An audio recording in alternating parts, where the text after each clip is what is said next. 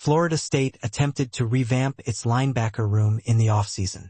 For varying reasons, out are John Papuchis, Elijah Herring, and Stefan Thompson, and in come Ernie Sims, Chris Jones, and Mekhi Bayer. Last year, opponents targeted the lack of athleticism in the linebacking room and usually found success by taking advantage of running backs out of the backfield in the passing game or by wearing them down in the running game. The Noles hope that some new juice, along with a second year in the 3-3-5, can let the linebackers be the hallmark of FSU's defense in 2026. 2025 look back. Stop me if you've heard this before, but it was a strange year for the linebackers. There were moments of brilliance and moments of disaster.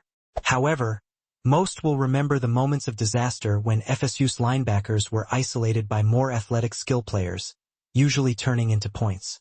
Junior Chris Jones. Jones is one of Mike Norvell's headline transfers this past season, coming to Tallahassee after 2 dominant years at Southern Mississippi. In 2025, Jones was named first-team All-Sun Belt after recording over 10 tackles a game. Florida State hopes that the junior can continue that production at the next level, giving the Noles their best linebacker since the 2023 tandem of Kalen DeLoach and Tatum Bethune. Listed at 6 feet 1 inch and 231 pounds, Jones has the size and athleticism to do just that, as he can play in the box and out in space. Senior Blake Nicholson. After all the twists and turns in the linebacker room the last few seasons, it is almost shocking that Nicholson will spend all 4 years of his collegiate career at Florida State. What might be even more shocking is that it feels like he has still not reached his full potential in Tallahassee. The senior finished the 2025 season strong, starting the final 6 games of the year and recording 7 tackles against Clemson. Hopefully, a new voice in the room, Ernie Sims, can unlock a consensus 4-star recruit from 4 years ago. Redshirt senior Omar Graham Jr. Back in 2026, despite an initial dive into the transfer portal, Graham Jr. is also set to be one of the few Seminoles in the Norvell era to spend his entire career in Tallahassee. He played in all 12 games last season but started just 5, a step back from 2024. He did improve in the eyes of PFF, grading out at a 65 overall versus a 61.8 the year before, but saw his tackling grade slip heavily, 82.2 to 61. He'll have the chance to start for the Seminoles in multiple spots. Redshirt junior Caleb LaValle. What will FSU be able to get out of the former UNC transfer this season? He missed basically all of 2025 with a leg injury but bounced back healthy in the offseason, getting accolades for his performance in spring, especially in the back half of camp, where Norvell made sure to highlight how much his athleticism brought to the linebacker room. He'll figure into Florida State's rotation heavily and, depending on how things shake out, could emerge as a starter. Redshirt senior A.J. Cottrell.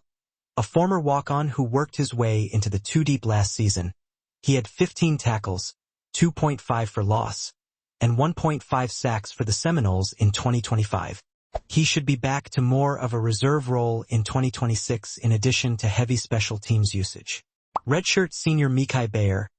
Bayer is now on his 3rd program in 3 years after playing the 2025 season as a reserve linebacker with North Carolina.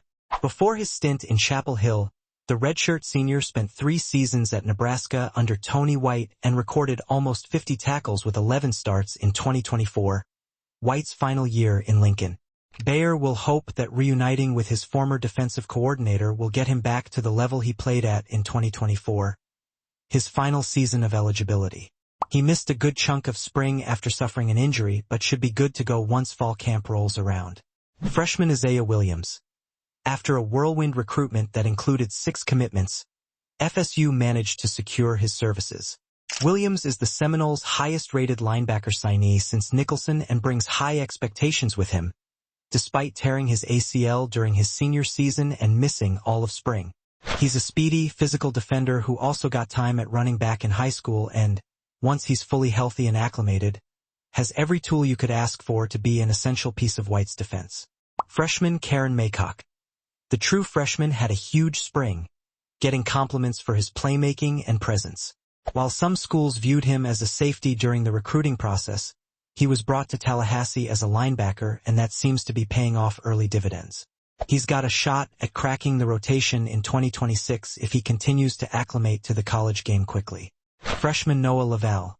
The younger brother of Caleb, Noah got some praise during spring camp while making some plays. It'll take some work for him to find himself in the two deep, but he's got the path and potential to do so. Freshman Dalen Green. The three-star signee didn't make much noise during spring, so he'll use fall as a chance to continue to find his place.